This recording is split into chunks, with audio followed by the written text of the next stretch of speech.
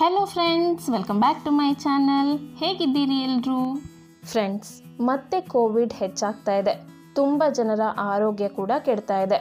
ಹಾಗಾಗಿ ನಾವು ಹೆಚ್ಚು ಕೇರ್ಫುಲ್ ಆಗಿ ಇರಬೇಕು. ಹೊರಗಡೆ ಜಾಸ್ತಿ ಓಡಾಡಬಾರ್ದು. ಅವಶ್ಯಕತೆ ಇದ್ದರೆ ಮಾತ್ರ ಹೊರಗಡೆ ಹೋಗಬೇಕು. ಇನ್ನು ಕಂಪಲ್ಸರಿಯಾಗಿ ಮಾಸ್ಕನ್ನು ಹಾಕಲೇಬೇಕು. ನಮ್ಮನ್ನು ನಾವು ಕೇರ್ಫುಲ್ ಆಗಿ ನೋಡಿಕೊಳ್ಳೇಬೇಕು. ಏನನ್ನೇ ಆದರೂ ಮನೆಯಲ್ಲೇ ತಯಾರಿಸ್ಕೊಂಡು ಮನೆಯಲ್ಲೇ ತಿಂದು ಮನೆಯಲ್ಲೇ ಆರೋಗ್ಯವಾಗಿ ಇರೋಣ. ಇಷ್ಟೆಲ್ಲ ಎಚ್ಚರಿಕೆಯಿಂದ ಇದ್ದರೂ ಕೂಡ ಸ್ವಲ್ಪ ವಾತಾವರಣದಲ್ಲಿ ಚೇಂಜಸ್ ಆದಂತೆ ನಮಗೆ ಶೀತ ಕೆಮ್ಮು ಬಂದೇ ಬಿಡುತ್ತೆ. ಅದರಲ್ಲೂ ಈಗ ಸ್ವಲ್ಪ ಶೀತ ಕೆಮ್ಮು ಬಂದರೆ ಸಾಕು, ನಮಗೆ ಏನಾಯಿತು, ವೈರಸ್ ಅಟ್ಯಾಕ್ ಆಗಿಬಿಡ್ತಾ ಅಂತ ಹೆದರಿಕೆ ಶುರು ಆಗಿಬಿಡುತ್ತೆ. ಆದರೆ ನಮಗೆ ಯಾವುದೇ ರೀತಿ ತೊಂದರೆ ಆಗಿಲ್ಲ, ಸ್ವಲ್ಪ ನೆಗಡಿ ಮತ್ತು ಕೆಮ್ಮು ಬಂದಿದೆ ಅಷ್ಟೇ ಅನ್ನೋರು ಈ ಮನೆ ಮದ್ದನ್ನು ಉಪಯೋಗಿಸಿ. ಇದನ್ನು ನೀವು ಕ್ವಿಕ್ಕಾಗಿ ನಿಮ್ಮ ಮನೆಯಲ್ಲೇ ತುಂಬ ಸುಲಭವಾಗಿ ಮಾಡ್ಕೋಬೋದು. ಈ ಹೋಮ್ ರೆಮಿಡಿ ನಿಮಗೆ ಕೆಮ್ಮಿನಿಂದ ತುಂಬ ಬೇಗ ರಿಲೀಫ್ ಕೊಡುತ್ತೆ. ಹಾಗೆ ಈ ರೆಮಿಡಿ ಮಕ್ಕಳು, ವಯಸ್ಕರು ಹಾಗೆ ವಯಸ್ಸಾದಂಥವರು ಕೂಡ ಎಲ್ಲರೂ ಸೇವಿಸ್ಬೋದು. ಇದನ್ನು ಹೇಗೆ ತಗೋಬೇಕು, ಯಾವಾಗ ತಗೋಬೇಕು ಅಂತ ಈಗ ನೋಡೋಣ. ಆದರೆ ಅದಕ್ಕೂ ಮುಂಚೆ ನೀವು ಮಾಡಬೇಕಾಗಿರೋದು ಇಷ್ಟೇ. ನೀವು ಇದೇ ಮೊದಲ ಬಾರಿಗೆ ಈ ಚಾನಲ್ನ ವಿಡಿಯೋ ನೋಡ್ತಾ ಇದ್ದರೆ ವಿಡಿಯೋ ಕೆಳಗೆ ಕಾಣುವ ಸಬ್ಸ್ಕ್ರೈಬ್ ಬಟನನ್ನು ಕ್ಲಿಕ್ ಮಾಡಿ. ಹಾಗೆ ಅದರ ಪಕ್ಕದಲ್ಲಿ ಬಂದಿರುವಂತಹ ಬೆಲ್ ಐಕಾನನ್ನು ಕ್ಲಿಕ್ ಮಾಡಿ. ಆಗ ನಾನು ಯಾವುದೇ ಹೊಸ ವಿಡಿಯೋ ಅಪ್ಲೋಡ್ ಮಾಡಿದ ತಕ್ಷಣ ನೀವೇ ಮೊದಲು ನೋಡಬಹುದು. ಫ್ರೆಂಡ್ಸ್, ನೀವು ಮೊದಲು ಲವಂಗ ಮತ್ತು ಮೆಣಸಿನಕಾಳನ್ನು ಅಂದರೆ ಪೆಪ್ಪರನ್ನು ಈ ರೀತಿ ರೆಡಿ ಮಾಡಿ ಇಟ್ಕೊಂಡ್ರೆ ನಿಮಗೆ ಯಾವಾಗ ಬೇಕೋ ಆಗ ಬೇರೆ ಪದಾರ್ಥಗಳನ್ನು ಮಿಕ್ಸ್ ಮಾಡಿ ಈ ರೆಮಿಡಿಯನ್ನು ತಯಾರಿಸ್ಕೋಬೋದು. ಇದನ್ನು ಒಂದು ಸಲ ತಯಾರಿಸಿ ಇಟ್ಕೊಂಡ್ರೆ ಸಾಕು, ಇದರಿಂದ ನೀವು ಆರೋಗ್ಯವಾಗಿ ಇರ್ತೀರ. ಯಾವುದೇ ವೈರಸ್ ನಿಮಗೆ ಏನೂ ಮಾಡೋದಿಲ್ಲ. ನಿಮ್ಮ ಕೆಮ್ಮು ಕೂಡ ದೂರ ಆಗುತ್ತೆ. ಹಾಗೆ ನಿಮ್ಮ ಗಂಟಲು ಚೆನ್ನಾಗಿರುತ್ತೆ. ಇನ್ನು ಲಂಗ್ಸ್ ಕೂಡ ಆರೋಗ್ಯವಾಗಿ ಇರ್ತವೆ. ಈಗ ನಾನು ಈ ಹೋಮ್ ರೆಮಿಡಿಯನ್ನು ತಯಾರಿಸೋದಕ್ಕೆ 1 ಚಮಚದಷ್ಟು ಕಾಳು ಮೆಣಸು ಅಂದರೆ ಪೆಪ್ಪರನ್ನು ತೊಗೊಂಡಿದ್ದೀನಿ. ಹಾಗೆ ಅರ್ಧ ಚಮಚದಷ್ಟು ಲವಂಗ ಅಂದರೆ ಕ್ಲೋವ್ಸನ್ನು ತೊಗೊಂಡಿದ್ದೀನಿ. ಹಾಗೆ ಸ್ವಲ್ಪ ಉಪ್ಪು, ಸ್ವಲ್ಪ ಅರಿಶಿನ ತೊಗೊಂಡಿದ್ದೀನಿ. ಅದಾದ ನಂತರ 1 ಇಂಚ್ನಷ್ಟು ಹಸಿ ಶುಂಠಿ ಹಾಗೆ ಸ್ವಲ್ಪ ಜೇನುತುಪ್ಪವನ್ನು ತೊಗೊಂಡಿದ್ದೀನಿ. ನಾನೀಗ ಈ ಮನೆ ಮದ್ದನ್ನು ತಯಾರಿಸೋದಕ್ಕೆ 15ರಿಂದ 20 ಪೆಪ್ಪರ್ಸ್ ಅಂದರೆ ಕಾಳು ಮೆಣಸನ್ನು ತೊಗೊಳ್ತಾ ಇದ್ದೀನಿ. ಅವುಗಳನ್ನು ಒಂದು ಪ್ಯಾನ್ಗೆ ಹಾಕಿದ್ದೀನಿ. ಫ್ರೆಂಡ್ಸ್, ನಮ್ಮೆಲ್ಲರ ಮನೆಯಲ್ಲಿ ಈ ಕಾಳು ಮೆಣಸು ಲವಂಗ ಅಂತೂ ಇದ್ದೇ ಇರುತ್ತವೆ.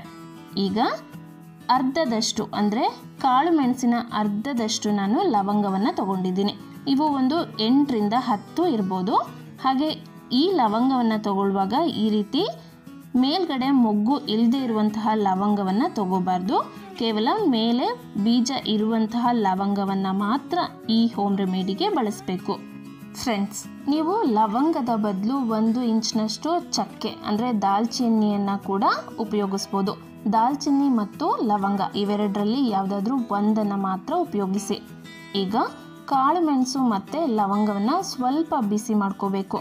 ಅಂದರೆ ನೋಡಿ, ಲವಂಗ ಈ ರೀತಿ ಸ್ವಲ್ಪ ಉಬ್ಬಬೇಕು. ಅಲ್ಲಿವರೆಗೂ ಡ್ರೈ ರೋಸ್ಟ್ ಮಾಡಿ. ಇದಕ್ಕೆ ಯಾವುದೇ ರೀತಿ ಎಣ್ಣೆಯನ್ನು ಮಿಕ್ಸ್ ಮಾಡಬೇಡಿ. ಈಗ ಇದು ಆಗಿದೆ. ಇದನ್ನು ಈ ರೀತಿ ಒಂದು ಕುಟ್ನಿಗೆ ತೆಗೆದುಬಿಡ್ತೀನಿ. ನೀವು ಇದನ್ನು ಮಿಕ್ಸಿಗೆ ಕೂಡ ಹಾಕಿ ಪೌಡ್ರ್ ಮಾಡ್ಕೋಬೋದು. ಈ ಪೌಡ್ರನ್ನು ನೀವು ರೆಡಿ ಮಾಡಿ ಇಟ್ಕೊಂಡ್ಬಿಟ್ರೆ ನೀವು 1 ತಿಂಗಳವರೆಗೂ ಆರಾಮ್ಸೆ ಯೂಸ್ ಮಾಡ್ಬೋದು. ಈಗ ಗ್ಯಾಸನ್ನು ಆಫ್ ಮಾಡಿದ ಮೇಲೆ ಇದೇ ಪ್ಯಾನ್ಗೆ 1 ಇಂಚ್ನಷ್ಟು ಶುಂಠಿಯನ್ನು ಹಾಕಿ ಬಿಸಿ ಆಗೋದಕ್ಕೆ ಬಿಡಬೇಕು. ಅಷ್ಟರಲ್ಲಿ ಇದನ್ನು ಪುಡಿ ಮಾಡ್ಕೊಂಡು ಬಂದುಬಿಡೋಣ. ಫ್ರೆಂಡ್ಸ್, ಈ ರೆಮಿಡಿಯನ್ನು ಬೆಳಗ್ಗೆ ಖಾಲಿ ಹೊಟ್ಟೆಯಲ್ಲಿ ಸೇವಿಸಬೇಕು. ಎಷ್ಟು ಸೇವಿಸಬೇಕು, ಹೇಗೆ ಸೇವಿಸಬೇಕು ಅಂತ ನಾನು ಮುಂದೆ ಹೇಳ್ತಾ ಹೋಗ್ತೀನಿ. ಈಗ ನೋಡಿ, ನಮ್ಮ ಪುಡಿ ರೆಡಿ ಆಯಿತು. ಈಗ ಸ್ವಲ್ಪ ಬಿಸಿಯಾಗಿರುವಂಥ ಶುಂಠಿಯನ್ನು ತಗೊಂಡು ಈ ರೀತಿಯಾಗಿ ತುರ್ಕೋಬೇಕು. ನಾನು ಶುಂಠಿಯನ್ನು ಮೊದಲೇ ತೊಳೆದು ಅದ್ರ ಮೇಲಿನ ಸಿಪ್ಪೆಯನ್ನು ತೆಗೆದು ಉಪಯೋಗಿಸ್ತಾ ಇದ್ದೀನಿ. ಈ ರೀತಿ ಬಿಸಿ ಮಾಡಿ ಉಪಯೋಗಿಸೋದ್ರಿಂದ ಕೆಮ್ಮು ಬೇಗ ಕಡಿಮೆ ಆಗುತ್ತೆ. ಹಾಗೆ ಶುಂಠಿಯ ಜ್ಯೂಸ್ ಅಂದರೆ ರಸ ಕೂಡ ಜಾಸ್ತಿ ಬರುತ್ತೆ. ಇದನ್ನು ಈ ರೀತಿ ತುರಿದಾದ ನಂತರ ತುರಿದಿರುವಂತಹ ಶುಂಠಿಯನ್ನು ಈ ರೀತಿಯಾಗಿ ಒಂದು ಬಟ್ಟೆಯಲ್ಲಿ ಹಾಕಿ ಹಿಂಡಿ ಅದರ ರಸವನ್ನು ತೆಗಿಬೇಕು. ನೀವು ಸ್ಟ್ರೈನರನ್ನು ಕೂಡ ಉಪಯೋಗಿಸಿ ಶುಂಠಿಯ ಜ್ಯೂಸನ್ನು ತೆಗೆದುಕೋಬೋದು. ಶುಂಠಿಯ ರಸವನ್ನು ತೆಗೆದುಕೊಂಡ ನಂತರ ನಾನಿಲ್ಲಿ ಒಂದು ಕ್ಲೀನಾದ ಬೌಲ್ನಲ್ಲಿ 1 ಚಮಚದಷ್ಟು ಹನಿ ಅಂದರೆ ಜೇನುತುಪ್ಪವನ್ನು ಹಾಕ್ತಾ ಇದ್ದೀನಿ.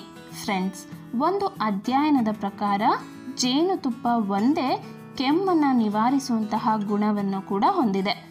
1 ರಿಂದ 5 ವರ್ಷದ ಮಕ್ಕಳಿಗೆ 1 ಚಮಚದಷ್ಟು ಜೇನುತುಪ್ಪವನ್ನು ಅವರು ರಾತ್ರಿ ಮಲಗುವಾಗ ತಿನ್ನಿಸೋದ್ರಿಂದ ರಾತ್ರಿ ಮಲಗಿದಾಗ ಬರುವಂತಹ ಕೆಮ್ಮನ್ನು ಆ ಜೇನುತುಪ್ಪ ತಡೆಯುತ್ತೆ. ಹಾಗೆ ಮಕ್ಕಳಿಗೆ ಒಳ್ಳೆಯ ನಿದ್ದೆ ಕೂಡ ಬರುತ್ತೆ. ಈಗ 1 ಚಮಚದಷ್ಟು ಜೇನುತುಪ್ಪಕ್ಕೆ ನಾನು ಹಿಂಡಿ ತೆಗೆದಿರುವಂತಹ ಶುಂಠಿಯ ರಸವನ್ನು ಹಾಕ್ತಾ ಇದ್ದೀನಿ. ಅದಾದ ನಂತರ 1 ಚಿಟಿಕೆಯಷ್ಟು ಉಪ್ಪನ್ನು ಇದಕ್ಕೆ ಹಾಕಬೇಕು. ಹಾಗೆ 1 ಚಿಟಿಕೆಯಷ್ಟು ಅರಿಶಿನವನ್ನು ಕೂಡ ಇದಕ್ಕೆ ಹಾಕಬೇಕು. ಅರಿಶಿನದಲ್ಲಿ ಆ್ಯಂಟಿವೈರಲ್ ಮತ್ತು ಆ್ಯಂಟಿ ಬ್ಯಾಕ್ಟೀರಿಯಲ್ ಪ್ರಾಪರ್ಟಿ ಇರೋದ್ರಿಂದ ಇನ್ಫೆಕ್ಷನನ್ನು ದೂರ ಮಾಡುತ್ತೆ. ಹಾಗೆ ಕೆಮ್ಮನ್ನು ಕಡಿಮೆ ಮಾಡುವಂತಹ ಶಕ್ತಿ ಈ ಅರಿಶಿನಕ್ಕೆ ಇರುತ್ತೆ. ಅದು ಆದ ನಂತರ ನಾನಿಲ್ಲಿ ಅರ್ಧ ಚಮಚದಷ್ಟು ಕಾಳುಮೆಣಸು ಮತ್ತು ಲವಂಗವನ್ನು ಕುಟ್ಟಿ ತಯಾರಿಸಿದ ಪುಡಿಯನ್ನು ತಗೊಂಡಿದ್ದೀನಿ.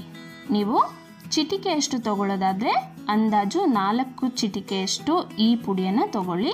ಹಾಗೆ 1 ರಿಂದ 5 ವರ್ಷದ ಒಳಗಿನ ಮಕ್ಕಳಿಗೆ ಕೊಡೋದಾದರೆ ಕೇವಲ 1 ಚಿಟಿಕೆಯಷ್ಟು ಮಾತ್ರ ಈ ಪುಡಿಯನ್ನು ತಗೊಳ್ಳಿ.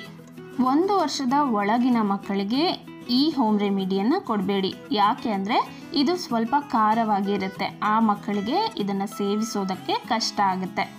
ಈ ರೆಮಿಡಿಯನ್ನು ನಾನು ದೊಡ್ಡವರಿಗಾಗಿ ಮಾಡಿ ತೋರಿಸ್ತಾ ಇರೋದ್ರಿಂದ 4 ಚಿಟಿಕೆಯಷ್ಟು ಅಂದರೆ ಅರ್ಧ ಚಮಚದಷ್ಟು ಈ ಪುಡಿಯನ್ನು ಉಪಯೋಗಿಸಿದ್ದೀನಿ. ಈಗ ಇವೆಲ್ಲವನ್ನ ನೀಟಾಗಿ ಮಿಕ್ಸ್ ಮಾಡಿದರೆ ನಮ್ಮ ಹೋಮ್ ರೆಮಿಡಿ ರೆಡಿ ಆಗುತ್ತೆ. ಈ ಹೋಮ್ ರೆಮಿಡಿಯನ್ನು ಬೆಳಿಗ್ಗೆ ಬ್ರಷ್ ಮಾಡಿದ ನಂತರ ಖಾಲಿ ಹೊಟ್ಟೆಯಲ್ಲಿ ಸೇವಿಸಬೇಕು. ಇದನ್ನು ಸೇವಿಸಿ ಅರ್ಧ ಗಂಟೆ ಆದ ನಂತರ ನೀವು ಚಹಾ, ಕಾಫಿ ಏನನ್ನು ಬೇಕಾದರೂ ಕುಡಿಯಬಹುದು.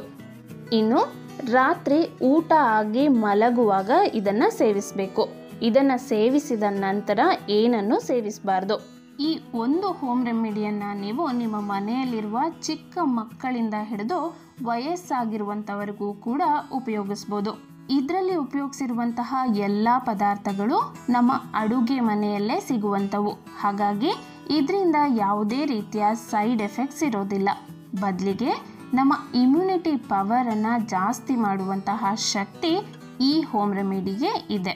ನೋಡಿದ್ರಲ್ಲ ಫ್ರೆಂಡ್ಸ್, ಮನೆಯಲ್ಲೇ ಇದ್ದು ಮನೆಯಲ್ಲೇ ತಯಾರಿಸಿದ ಈ ಮನೆ ಮದ್ದನ್ನು ಸೇವಿಸಿ ಆರೋಗ್ಯವಾಗಿ ಇರಿ. ಈ ವಿಡಿಯೋ ನಿಮಗೆ ಖಂಡಿತವಾಗ್ಲೂ ಇಷ್ಟ ಆಗಿದೆ ಅಂದ್ಕೊಳ್ತೀನಿ. ಇಷ್ಟ ಆಗಿದ್ರೆ ಈ ವಿಡಿಯೋವನ್ನು ತಪ್ಪದೇ ಲೈಕ್ ಮಾಡಿ.